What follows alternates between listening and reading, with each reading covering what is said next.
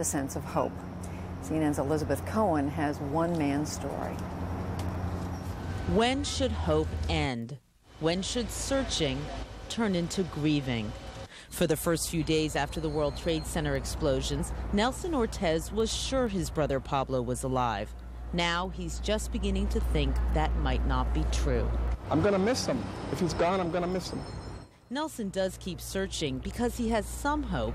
You know, there have been, in many earthquakes and other situations, people recovered alive 8, 9, 10 days afterwards. And in this site, there are tunnels and perhaps air pockets. It might take a miracle, but miracles have happened. Ortez is hoping for that miracle, but preparing for the worst. Like hundreds of others, he's given DNA samples, DNA to be matched up with human remains from the explosion site. Those samples arrived at the state crime labs in Albany. Some of the DNA came from hairbrushes, razors, or toothbrushes used by the missing people. Others came from inner cheek swabs of close blood relatives. It's not clear how long the DNA matching process will take. When the lab reports do come out, in many cases, they'll have to take the place of having an actual body.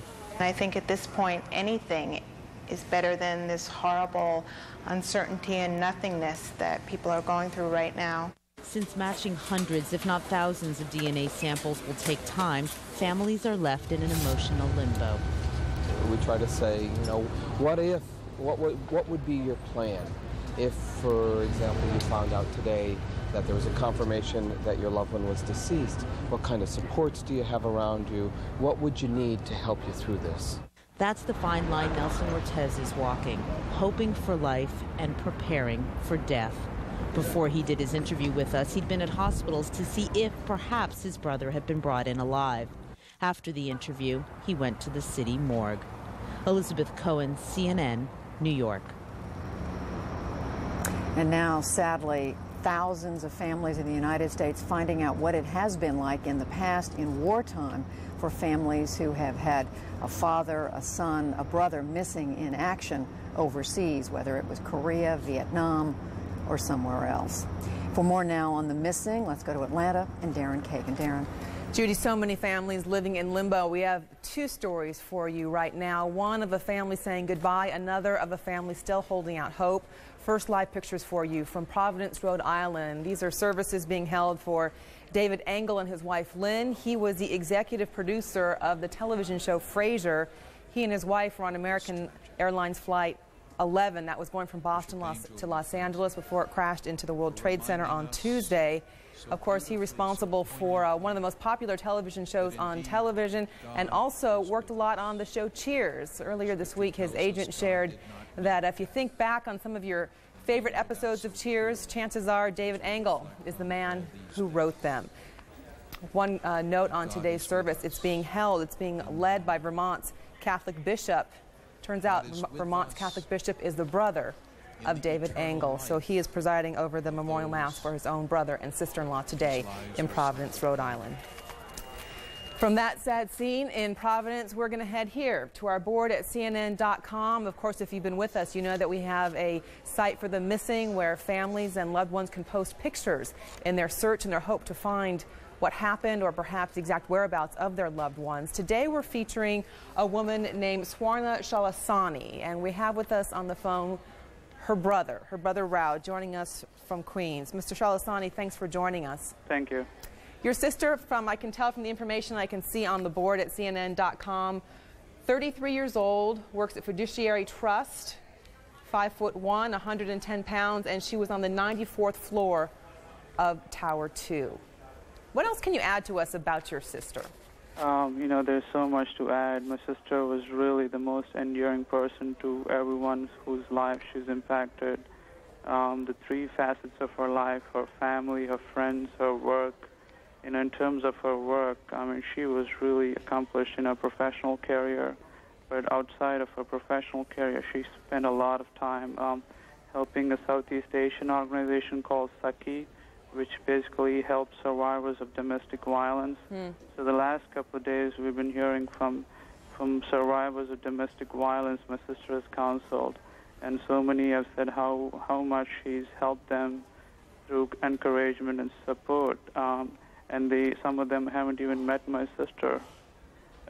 in terms of her family, my grandfather passed away 2 weeks ago. She was the one who called my mom. We came home together. So the last time we saw my sister was when my mom was going to India for my grandfather's funeral. And the last time we saw her, she was crying.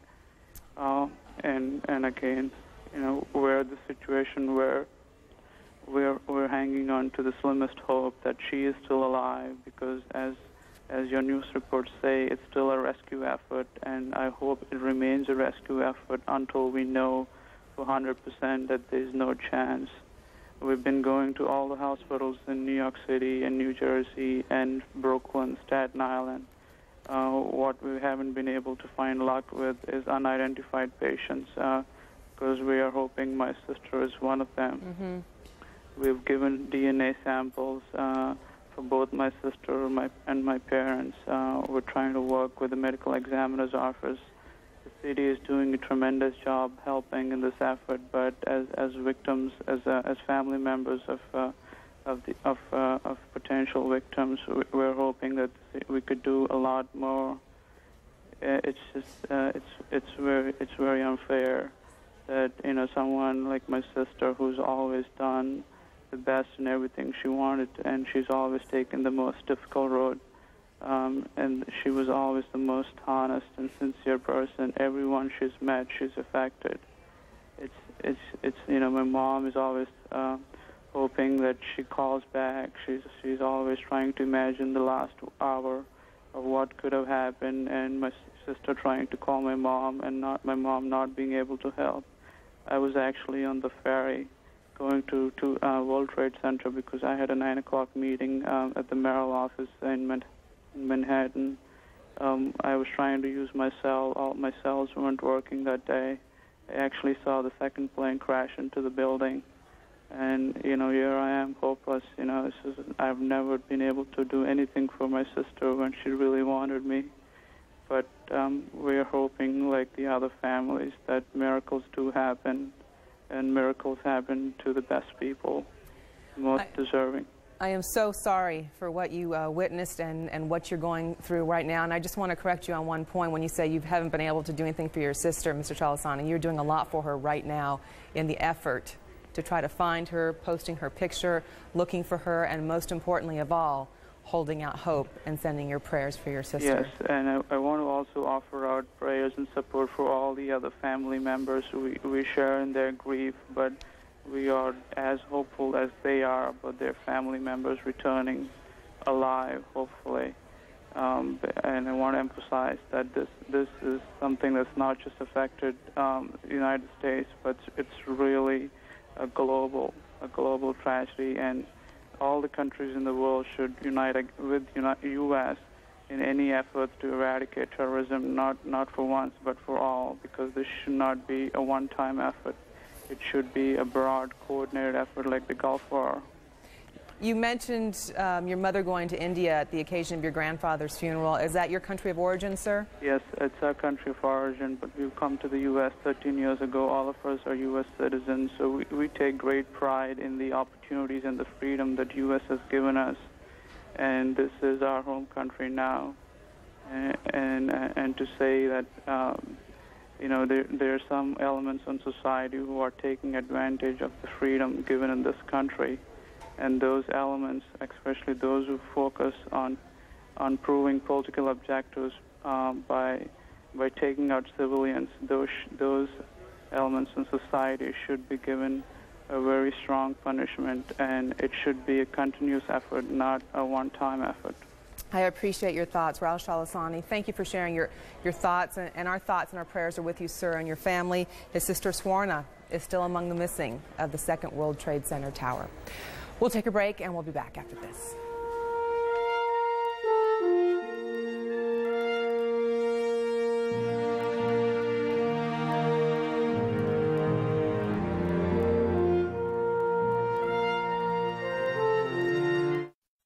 There is a venture capitalist out there with hundreds of millions of dollars for technology firms, startups, expansions, firms with new ideas, all in a friction-free business. Good afternoon. I'd like to fill you in on the President's Day. To the White House spokesman, Ari Fleischer. President Bush this morning spoke with President Zayed of the United Arab Emirates. The two spoke about cooperation against terrorism. The President thanked President Zayed for his public statements of support and his willingness to help the United States. The President earlier today convened a meeting of his National Security Council to continue making plans. Earlier, the President visited the Pentagon to be briefed on the status of the call-up of the reserves and to thank the employers and families who we know will be making a sacrifice to allow the reservists to come serve our nation. The President is about to make a phone call to the Chancellor of the New York City Public Schools, Harold Levy, to discuss how the federal government is prepared to help the school children and the parents in New York City deal with this tragedy as children go back to school. The Secretary of Education is with the Chancellor right now. He will be there for the phone call, and he will be making an announcement about additional millions of dollars which will be provided to New York City Public Schools to help them in this effort and to help our children and to help their parents.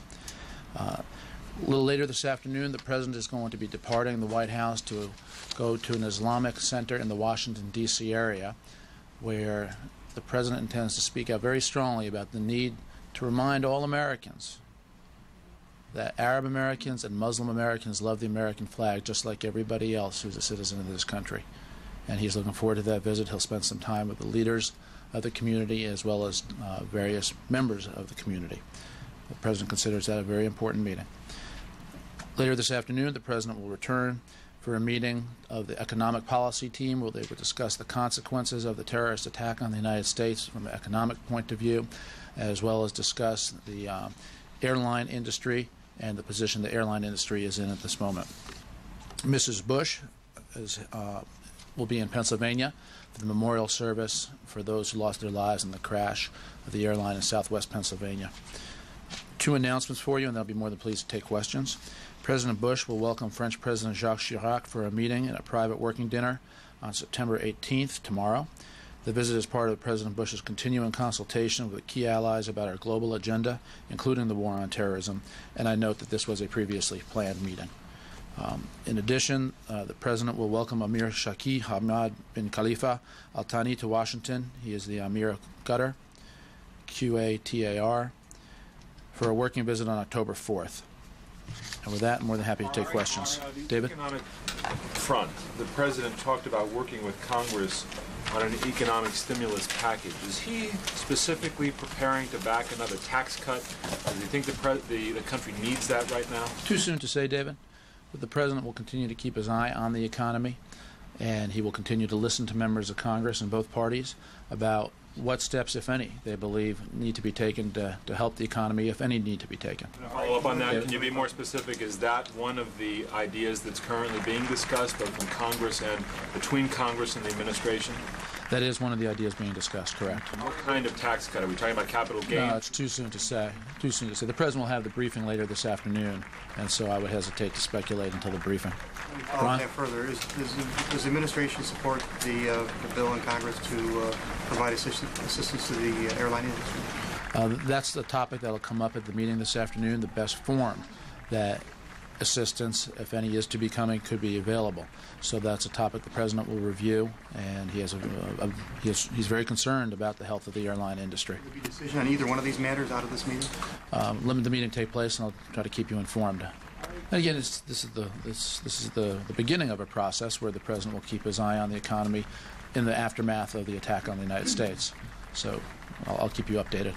The Taliban is now saying that its Supreme Council will meet tomorrow to discuss the U.S. demand to turn over bin Laden. What's the administration's response to that? What are you looking for?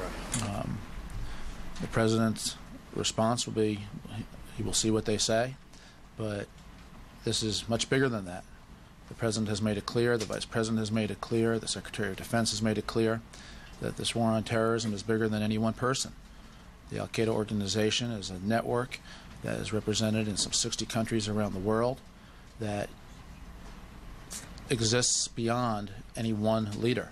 And this war on terrorism is a war that the President said he is committed to taking throughout this organization that engaged in this attack on our country. And the Pakistani officials are saying that they told Afghani leaders, the Taliban, they had 72 hours to turn over bin Laden. Is that a U.S.-sponsored deadline? Yeah, anything involving any specific actions that may or may not have been taken by our allies in this matter, I'm not going to get into.